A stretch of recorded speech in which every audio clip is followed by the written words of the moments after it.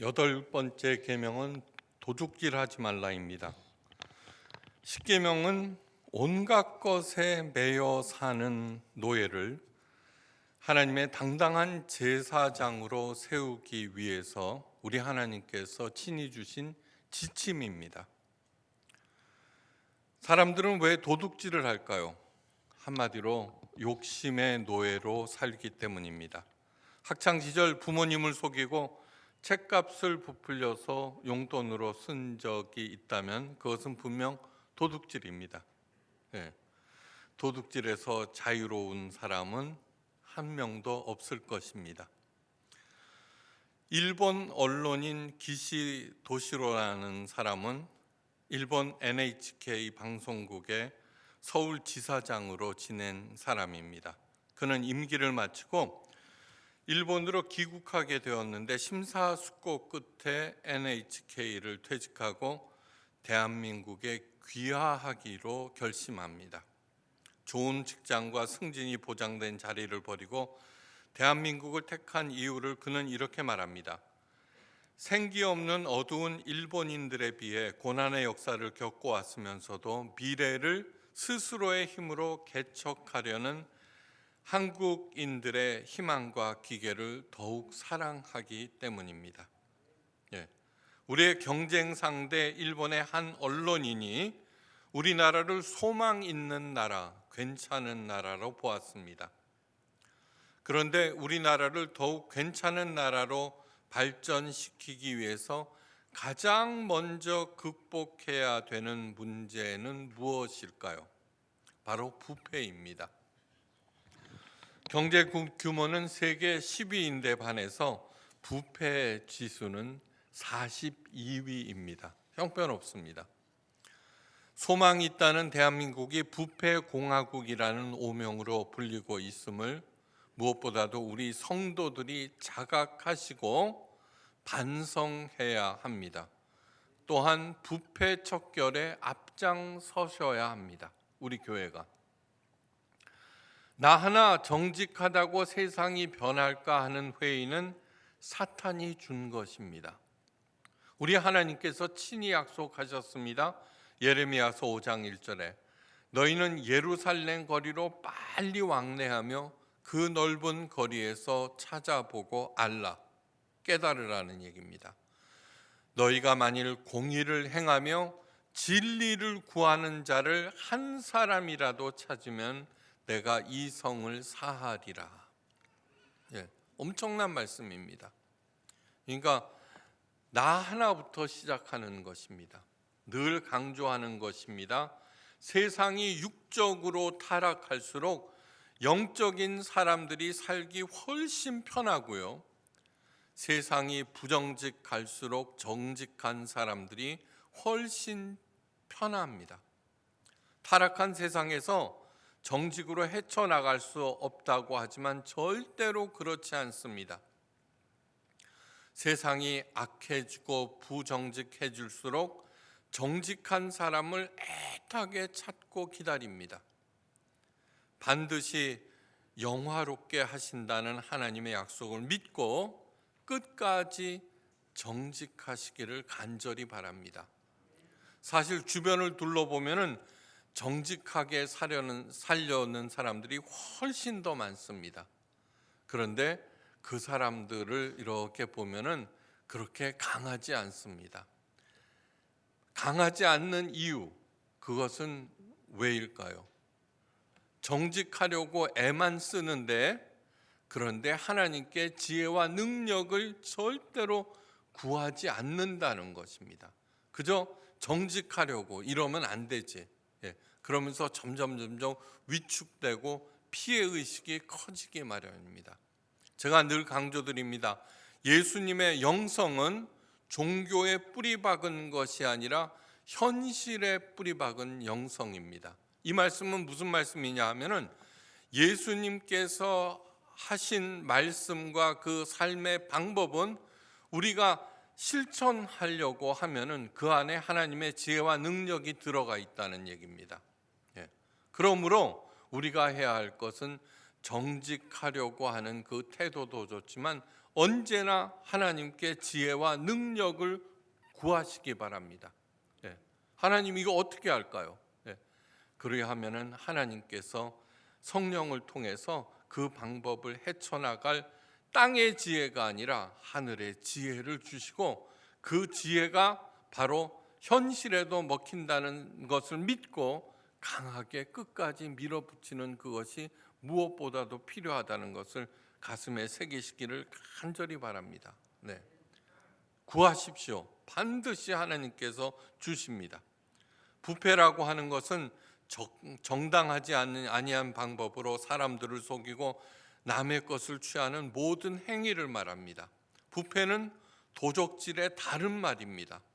그런 의미에서 뇌물수수 행위는 도적질의 가장 대표적인 것이라고 할 수 있습니다. 업자들끼리 건네는 봉투, 윗사람에게 바치는 봉투, 선생님들이 받는 촌지 등등 뇌물이 온 나라를 뒤덮고 있는데, 그 중에 가장 심각한 것이 어디냐면 바로 교회입니다. 오늘날 선생님들이 촌지를 10만 원만 받아도 크게 큰일 납니다. 근데 교회에서는요, 다반사입니다. 다반사. 목회자들에게 건네는 봉투는 일상적입니다. 미국에서 귀국하여서 모교의 부목사로 일하는데 교인들이 가져다 주는 봉투의 액수가 너무너무 큰데 놀랐습니다. 어떤 사람은 100만 원짜리 수표인데 100만 원은 그 당시 1000불이었습니다. 엄청나게 큰 돈입니다. 그런데 이것을 왜 나한테 줘요? 그러면 기도해 달라고. 목사의 본분은 기도해 주는 것입니다.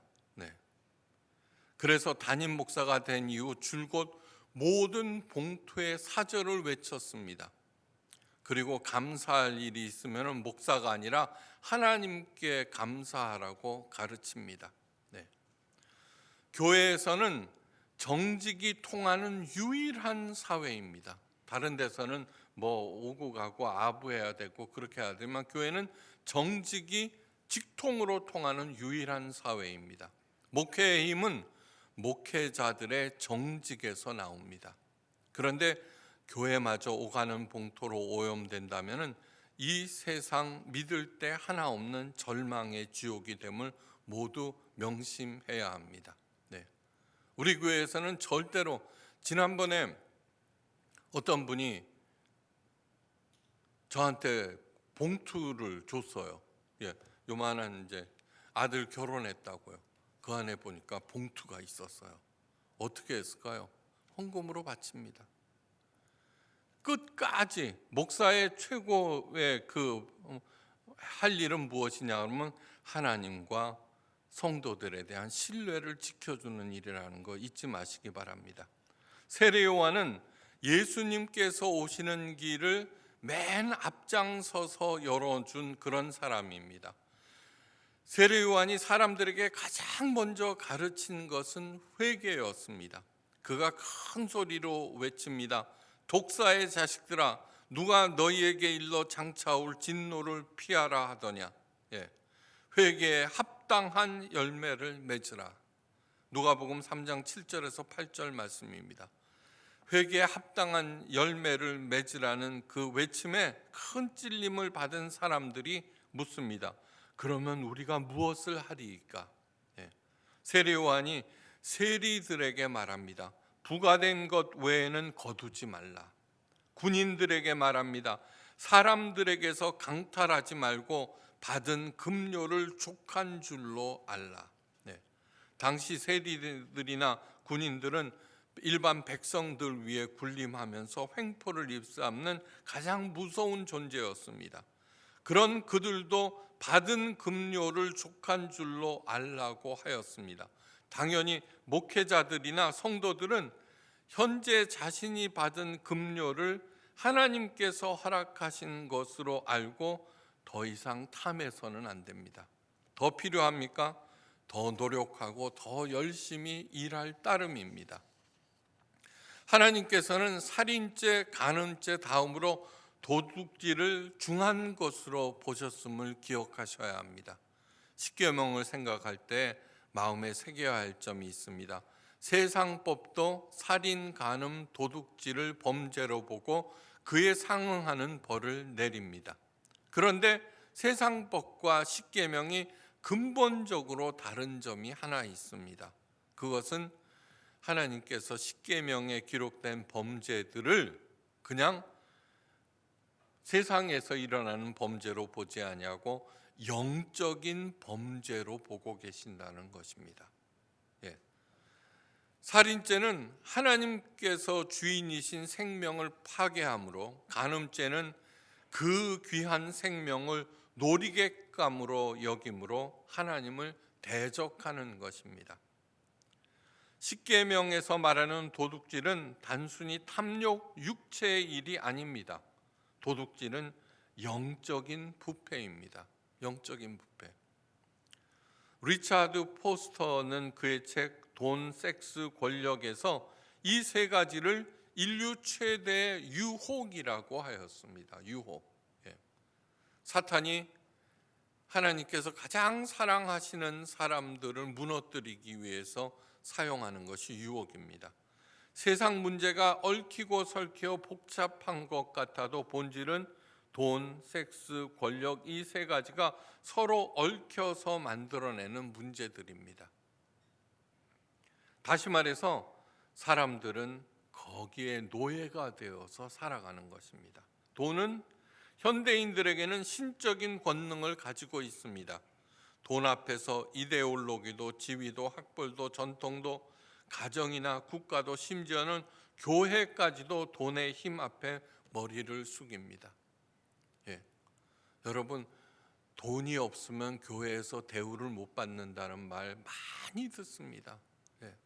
그것은 무엇이냐 하면 목회자들이 성도들을 뭘로 보느냐 하면 돈으로 보기 때문입니다. 예. 어떤 교회에서는 안수기도 해주잖아요. 목사가 안수기도 해주는 거기에 정가가 붙어 있습니다. 얼마라고. 예. 무시무시한 얘기입니다. 무시무시한 얘기. 어떻게 그럴 수가 있습니까? 그래놓고 어떻게 주님의 몸된 교회라고 할 수 있겠습니까? 주님의 몸된 교회라는 뜻은 주님께서 공생의 기간 동안 행한 일들을 교회가 그것을 이어나가는 것이 바로 주의 몸된 교회라는 뜻에 있습니다. 교회에서 최고는 장애를 가지신 분들, 어린이들, 그리고 가난한 사람들이 1등입니다. 명심하시기 바랍니다. 예수님께서도 그 돈의 힘을 알고 계셨습니다. 한 사람이 두 주인을 섬기지 못할 것이니 혹 이를 미워하며 저를 사랑하거나 혹 이를 중히 여기며 저를 경히 여김이라. 너희가 하나님과 재물을 겸하여 섬기지 못하느니라. 마태복음 6장 24절입니다. 여기에서 돈을 섬긴다는 말은 돈에 경배하고 예배한다는 말입니다. 이 돈이 신적인 힘으로 우리를 파괴시키는 것은 우리 속에 있는 탐욕과 직통으로 결탁하기 때문입니다. 더 많은 것을 가지도록 충동질하고 남의 것을 빼앗도록 부추깁니다. 그래서 끝내는 방해가 되는 요소들을 제거해 버리게 만듭니다. 바로 악마들이 행하는 것입니다. 우리가 돈을 중히 여기며 저를 경히 여김이라.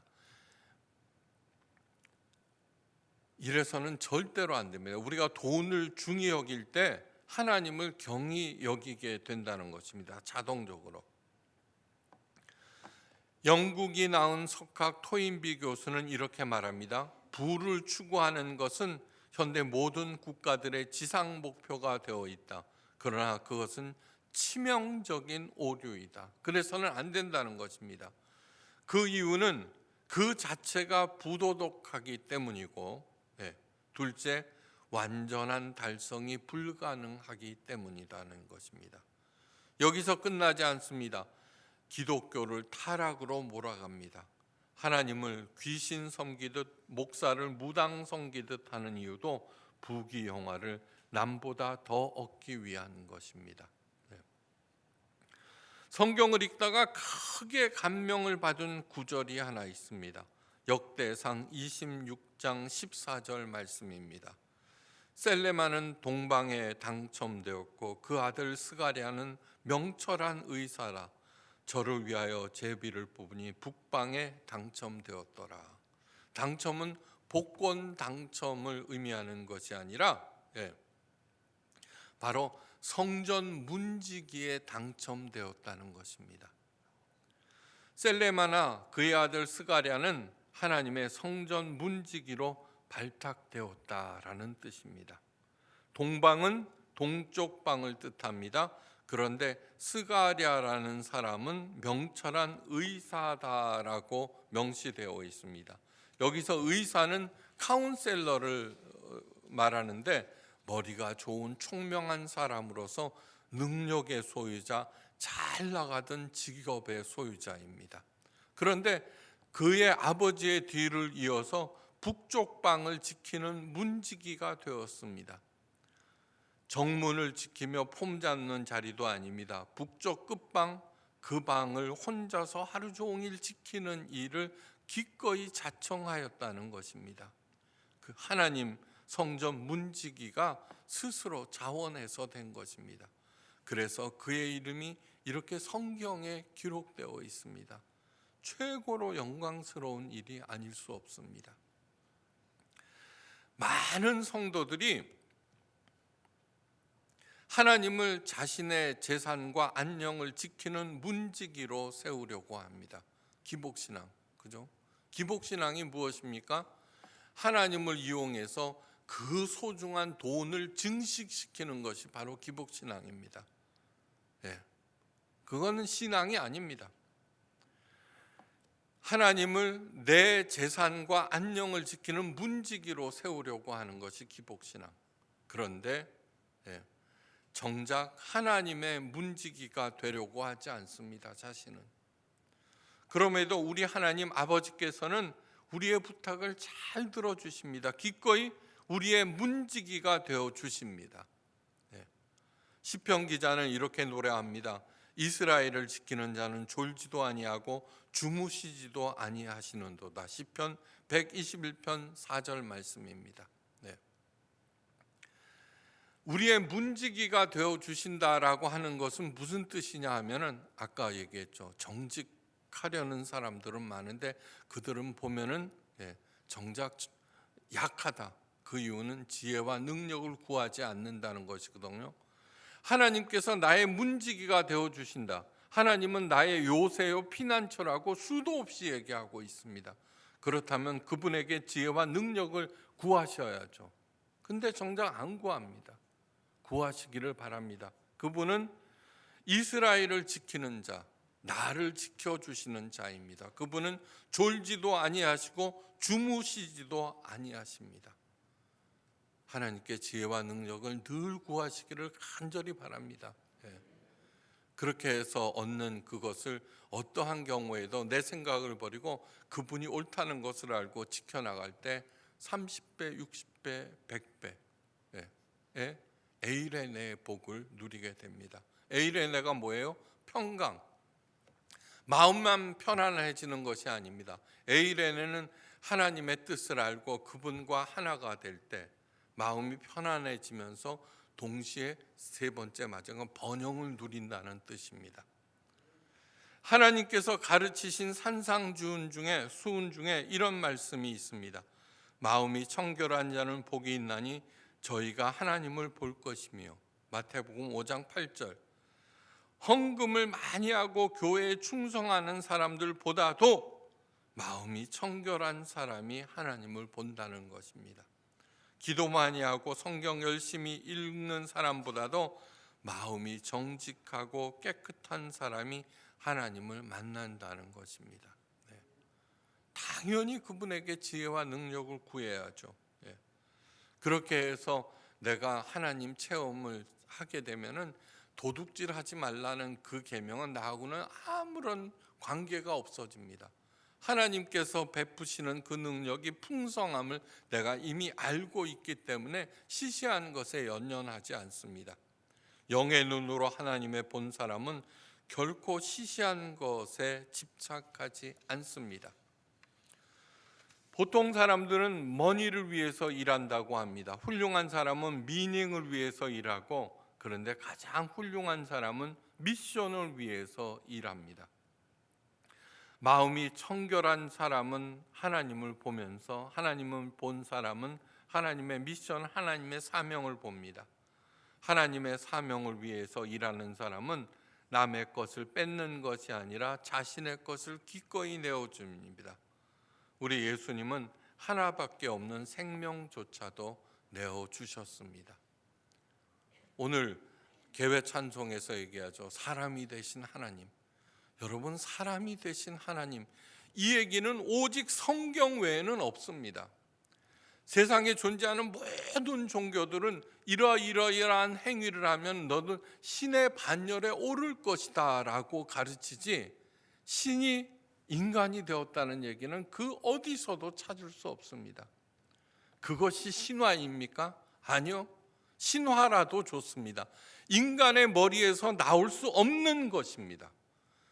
하나님의 머리에서만 나올 수 있는 당연한 얘기입니다. 그러므로 성경은 하나님의 마음, 하나님의 뜻, 하나님의 머리, 하나님의 지혜에서 나온 하나님의 말씀입니다. 네. 반드시 마음에 새기고, 인간의 그 시시한, 내가 얼마나 시시한 존재인지 잘 아시잖아요. 그러므로 그분의 지혜와 능력을 덧입고 그분의 길을 묵묵히 가게 되면 나중에 에일의 내 복이 자연히 나에게 온다는 것입니다. 돈과 권력은 하나님의 선물입니다. 선물. 돈은 하나님의 사명을 수행하는데 아주 요긴합니다.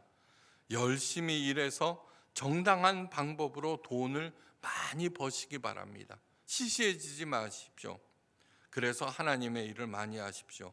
그런 사람들은 탐욕을 부리지 않고 도둑질을 하지 않아도 하나님께서 더 많이 주십니다. 여러분, 콜게이트 치약 아세요? 콜게이트. 콜게이트는 사람 이름입니다. 그는 콜게이트 대학 설립자입니다. 그가 젊었을 때 한 어른에게 무엇을 하며 살아야 합니까? 사람들이 세례 요한에게 얘기하죠. 그리하면 우리들이 무엇을 하리까? 그렇게 그러자 그 어른이 내가 할 수 있는 일이 무엇이냐? 콜게이트는 비누와 양초 만드는 기술이 있다고 대답했습니다. 그럼 그 일을 계속하거라. 그러나 조건이 있다. 주님을 너의 동업자로 모시고 수입이 생기면은 주님께 11조를 바쳐라. 11조라고 하는 것은 무엇이냐 하면은 당신은 나의 주인이십니다라는 신앙 고백입니다. 복제가 아닙니다. 그리고 내 인생은 내 자신이 사는 것이 아니라 하나님께서 내 인생을 지배하고 있다는 것을 절대로 잊지 말아라. 콜게이트는 그 노인의 충고를 평생 동안 마음에 새기면서 살았고 마침내는 대성하였습니다. 당연히 위기가 있을 때마다 어떻게 해야 될지 의문이 있을 때마다 콜게이트는 하나님께 지혜와 능력을 구했고, 그러면 계시로 가르쳐 주실까요? 아니요. 성경을 통해서, 설교를 통해서 문득문득 떠오르는 그것, 내 생각이 아닙니다. 하나님의 생각. 록펠러는 당대 전 세계 최고의 부자였습니다. 11조를 계산하는 직원만 40명이 있었습니다. 그는 그 엄청난 부로 12개의 대학과 1980개의 교회를 세웠습니다. 맨 처음에는 록펠러는 정말 지독한 구두쇠, 포악한 구두쇠였는데 어느 날 회개를 하자 그런 일이 일어났습니다. 그렇게 하면서도 절대로 자신의 이름을 남기지 아니하였습니다. 사랑하는 아내가 죽고 필라델피아 대학 교회 아내 이름으로 세운 기념교회에 자신의 이름을 유일하게 남겼습니다. 사랑하는 아내 이름 옆에 자신의 이름을. 겸손했다는 얘기입니다. 권력으로 자기의 힘을 과시하며 치부하는 데 사용해서는 절대로 안 됩니다. 권력이라고 하는 것은 남을 도와주고 남을 살리는 데 써야 합니다. 그런 의미에서 돈과 권력은 하나님의 선물입니다. 그런데 타락이 무엇입니까? 덜 중요한 것이 더 중요한 것을 이길 때, 그게 바로 타락입니다. 돈과 권력, 그래서 하나님의 선물입니다. 하나님을 언제나 가장 사랑하라고 강조하는 이유는 그 하나님의 뜻 안에 그 모든 선물들을 내가 향유하기 위해서입니다. 네. 권력이 크면 클수록 더 많은 생명을 구하고 더 많은 일을 할 수 있습니다. 우리 교회도 커지기를 간절히 바랍니다. 더 큰 힘으로 주님의 일을 더 많이 하기 위해서입니다. 또 하나 기억해야 될 것은 절대로 놀고 먹어서는 안 된다는 것입니다. 놀고 먹어서는. 일을 하고 싶어도 못하는 사람들도 많지만 무의도식은 또 다른 도둑질입니다. 세상은 거대한 유기체입니다. 누군가가 놀고 있으면 누군가는 더 많은 일을 해야 합니다. 먼저 하나님께서 주신 생명을 도둑질하는 것입니다. 남의 생명을, 남의 노력을. 그래서 사도 바울은 데살로니가 후서 3장 10절에서 누구든지 일하기 싫어하거든 뭐 하지 말라? 먹지도 말게 하라. 먹지도 말게 하라.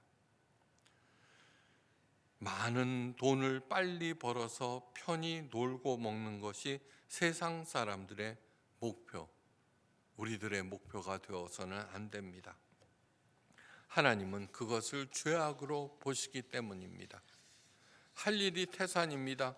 추수할 곡식이 온 땅에 널려 있는데 추수할 일꾼이 없습니다.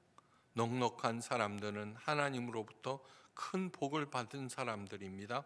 일용할 양식에 연연하지 않고 걱정 없이 마음 놓고 하나님의 일을 할 수 있기 때문입니다. 열심히 죽는 그날까지 일하시기를 바랍니다. 그래서 마침내 하나님으로부터 그 아름다운 칭찬과 함께 영광의 면류관을 받는 모두가 되시기를 간절히 바랍니다. 탐욕을 몰아내는 유일한 길은 무엇이냐 그러면 하나님을 마음에 담는 것입니다.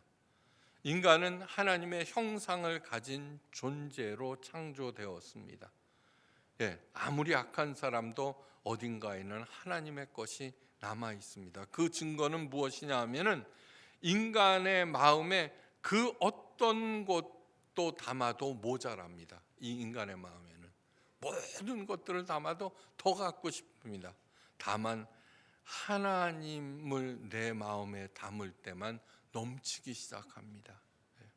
우리들은 하나님의 형상을 가진 비록 인간이지만 그런 엄청난 존재입니다. 세상 것을 아무리 담아도 모자랍니다.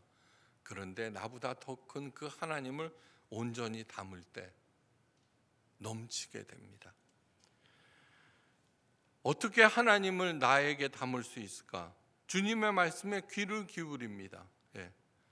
성경 말씀을 하나님의 말씀으로 믿고 경청합니다. 마태복음 6장 26절 공중의 새를 보아 심지도 않고 거두지도 아니하고 창고에 모아두지도 아니하되 너희 천부께서 기르시나니 너희는 이것들보다 귀하지 아니하냐? 탐욕을 부리는 사람은 새보다도 못한, 동물보다도 못한 존재입니다. 들의 백합화가 어떻게 자라는지 생각해보라. 수고도 아니하고 길쌈도 아니하느니라. 만일 무엇을 먹을까 입을까 마실까 염려하는 사람들은 참새만도 못한 사람입니다. 들의 풀 한 포기만도 못한 사람입니다. 하나님께서 가장 사랑하는 우리들을 절대로 굶기지 아니하십니다. 이 믿음이 있어야 합니다. 이 믿음이 있을 때 마음속으로부터 또 도둑질하지 않게 됩니다. 저는 지금까지 살아오면서 한 번도 빚을 져본 적이 없습니다. 50만 원 벌면 50만 원으로 살았습니다. 왜요? 하나님께서 반드시 더 많이 공급해 주실 것을 믿고 알고 있기 때문입니다. 모든 일에 넉넉하게 공급하시는 하나님, 기꺼이 우리의 문지기가 되어주시는 하나님을 믿는 믿음으로 탐욕과 도적질로부터 떠나시기를 간절히 축원합니다. 세상이 타락할수록 정직한 사람, 영적인 사람이 훨씬 살기 편합니다. 예. 하나님께 지혜와 능력을 구해서 어디서나 찾고 기다리는 그 사람이 되시기를 간절히 바랍니다.